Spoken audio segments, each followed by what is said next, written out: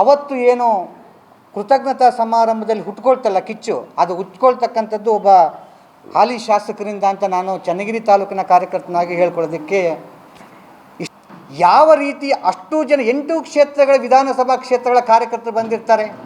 ಅಂಥ ವೇದಿಕೆಯಲ್ಲಿ ಒಬ್ಬ ಹಲವಾರು ನಾಯಕರನ್ನ ಏಕವಚನದಲ್ಲಿ ಸಂಬೋಧಿಸ್ತೀರಿ, ಅವಹೇಳನ ಮಾಡ್ತೀರಿ, ಹಗರಣಗಳನ್ನು ಮಾಡಿದ್ದಾರೆ ಅಂತ ಮುಂತಂದು ಸೋಲಿಗೆ ಅದೇ ಕಾರಣ ಅಂತೀರಿ. ಯಾವ ನೈತಿಕತೆ ಇಟ್ಟು ನೀವು ಈ ಸೋಲಿಗೆ ಪರಾಮರ್ಶೆನ ಆ ವೇದಿಕೆಯಲ್ಲಿ ಮಾಡ್ತೀರಿ ಸ್ವಾಮಿ?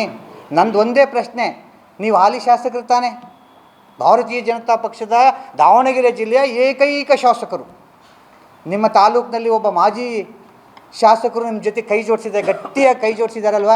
ನಿಮ್ಮ ತಾಲೂಕಿನಲ್ಲಿ ಒಬ್ಬ ಮಾಜಿ ಜಿಲ್ಲಾಧ್ಯಕ್ಷರು ಗಟ್ಟಿಯಾಗಿ ನಿಂತಿದ್ದಾರಲ್ವ? ನೀವ್ಯಾಕೆ ಸ್ವಾಮಿ 4900 ಚಿಲ್ಲರೆ ಕಾಂಗ್ರೆಸ್ಸಿಗೆ ಲೀಡ್ ಕೊಟ್ಟಿರಿ ಸ್ವಾಮಿ?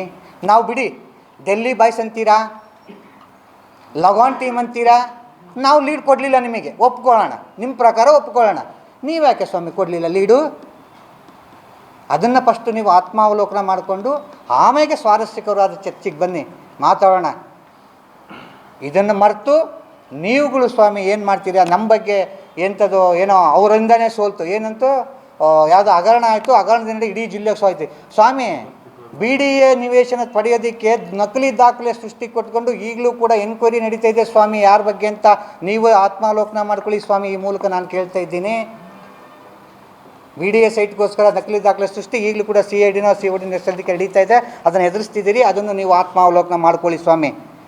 ಕಾರಣ ಬೇಕಿಲ್ಲ, ನಿಮಗೆ ಗೊತ್ತಿದೆ. ಯಾವುದೋ ಒಂದು ಕಾರ್ಯಕ್ರಮದಲ್ಲಿ ಹಾಲಿ ಮತ್ತು ಹಾಲಿ ಸಂಸದರು ಶಾಸಕರಿಗೆ ಆದಂಥ ಒಂದು ಕೇವಲ ಸಣ್ಣ ಹಿನ್ನೆಲೆ ಇಟ್ಟುಕೊಂಡು ಇವರು ರಾಜಕೀಯದಲ್ಲಿ ಜಿಲ್ಲೆಯಲ್ಲಿ ಮುಂದೆ ಬರ್ತಾರೆ ಅನ್ನೋ ದೃಷ್ಟಿಯಿಂದ 1 ವರ್ಷ ಇದ್ದಂಕಲೇ ಯಾವ ಷಡ್ಯಂತ್ರ ಮಾಡಿ ಅವರನ್ನು ಈ ಹಗರಣದಲ್ಲಿ ಶಿಕ್ಷಿಸಿದಿರಿ ಅನ್ನೋದನ್ನು ನಮ್ಮ ಹತ್ರನೂ ಪೂರ್ತಿಯಾಗಿ ಸಂಪೂರ್ಣವಾಗಿ ನಮಗೂ ಮಾಹಿತಿ ಇದೆ ಸ್ವಾಮಿ.